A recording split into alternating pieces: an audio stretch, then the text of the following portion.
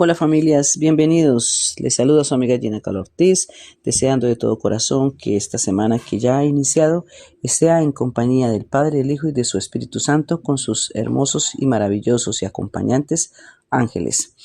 Les doy la bienvenida con un bonito mensaje que se titula Vestidos y alborotados. Y el versículo lo encontramos en el libro de Mateo capítulo 15, verso 11. Después vinieron también las otras vírgenes diciendo: Señor, Señor, ábrenos. Mas respondiendo dijo: de cierto os digo que no os conozco. En días pasados, recordemos que hubo un derrumbe en la vía al llano. Allí habían sido ellos elegidos para hacer los Juegos Panamericanos. Pero resulta que como hubo todos esos derrumbes, obviamente no podían viajar los que iban a participar en estos Juegos. Así que la sede fue cambiada a la ciudad de Bogotá. Y cuando entrevistaban al alcalde y al gobernador, ellos decían: nos dejaron vestidos y alborotados.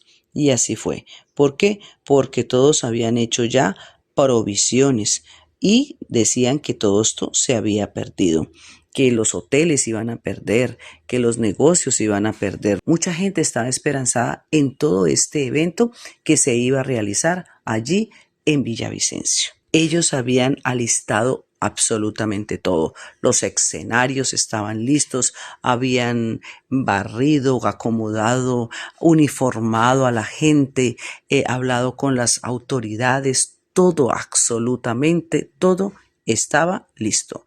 Pero por un derrumbe, desafortunadamente todo se perdió. Y esto me hizo pensar en cuando nosotros hemos luchado durante tantos años, abandonando hábitos, tradiciones, costumbres, haciendo provisión del aceite para mantener nuestras lámparas encendidas.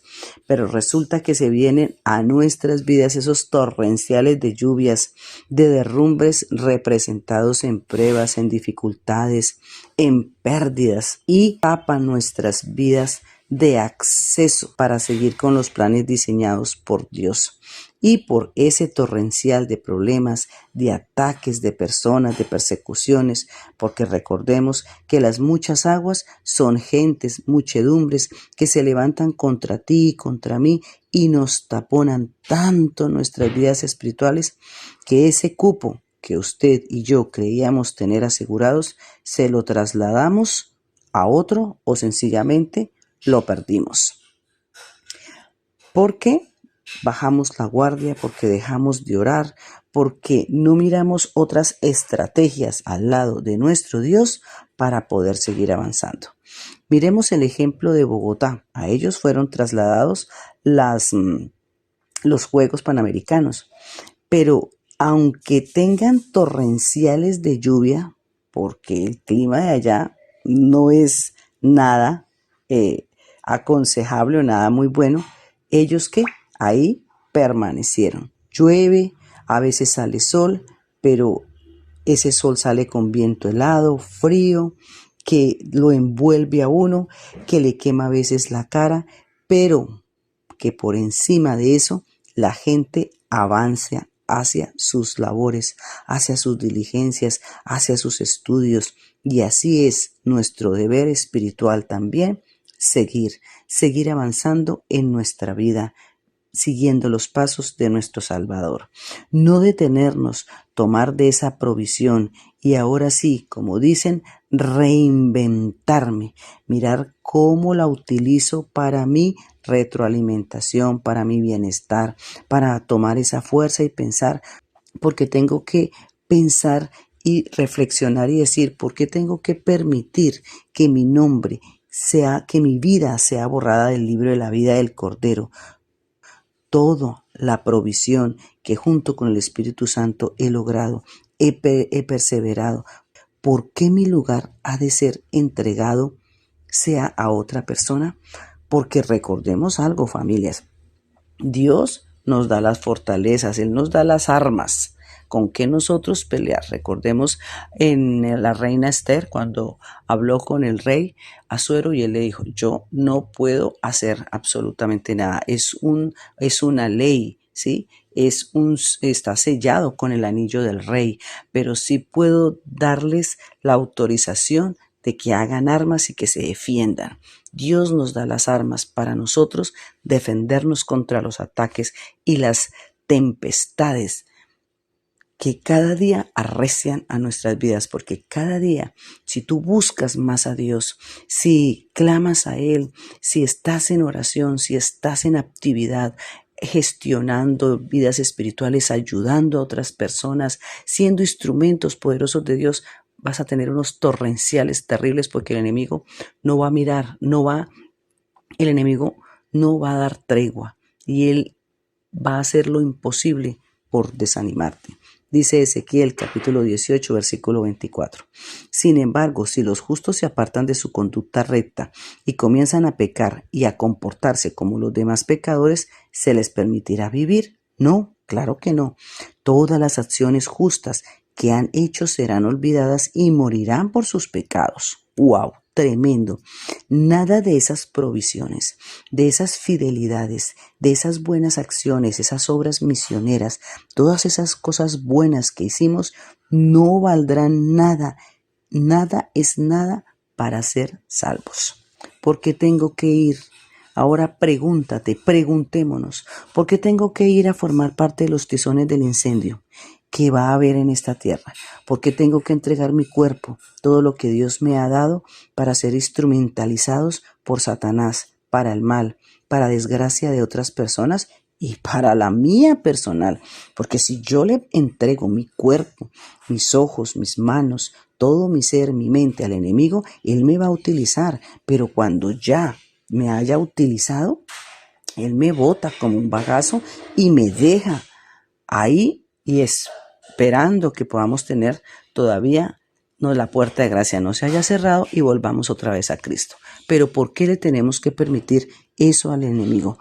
Recordemos que Él nos va a despedazar moral, espiritualmente y físicamente. Nos va a dejar en la desgracia, en la bancarrota más grande que nosotros nos podamos imaginar. Familia, las palabras, las situaciones de la tentación, cualquiera que fuera, son suaves y dulces al oído, porque tienen el propósito bien calculado de influir, de actuar en la debilidad heredada o cultivada por cada uno de nosotros. Luchemos, perseveremos en el bien hacer. Mira, hubo algo que me impactó y es esta porción que les voy a leer. Cuando nosotros cedemos a la tentación, cuando le entregamos el control a Satanás, a la emoción, al deseo, al sentimentalismo, al romanticismo, este es el fin que nos va a esperar. Su fin es amargo. El que cede a la tentación pronto siente la amargura del remordimiento. Creo que ya les había leído este pedacito anteriormente, porque es una realidad. O sea, esto es cuando uno cede, cae y empieza a ver que esos resultados de la imaginación que había creído que todo era 10, empieza a ver la realidad y uno dice, ¿cómo fue que boté por la borda todo lo que Dios había construido conmigo? Y va a empezar a remordernos esa conciencia y llega el pesar, nos llega el pesar, la nostalgia. Y miremos lo que continúa diciendo. Si se persiste en esta alternación entre el placer y la tristeza, se desvanecerá el placer y la amargura aumentará hasta hacer que el desvalido esclavo del pecado descienda al lugar de los muertos. Ese placer por el cual abandonamos todo, ese placer que sentimos, se va a convertir ¿en qué? En amargura, en plena aflicción, depresión, y nos va a llevar ¿al qué? Al suicidio, porque no vamos a querer volver a empezar. ¿Queremos saber nuestro futuro? Dios nos lo está declarando aquí, nos lo está advirtiendo. No perdamos la salvación. No permitas que tu nombre sea borrado del libro de la vida del Cordero de Dios que ha quitado los pecados del mundo. Avancemos aún en medio de los torrenciales dificultades de esas personas utilizadas por Satanás para destruir y desanimarnos.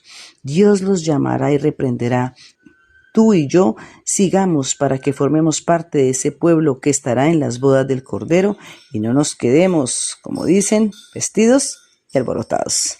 Bendiciones para todos, Dios nos ayude, Dios nos bendiga siempre. Shalom. Cristo muy pronto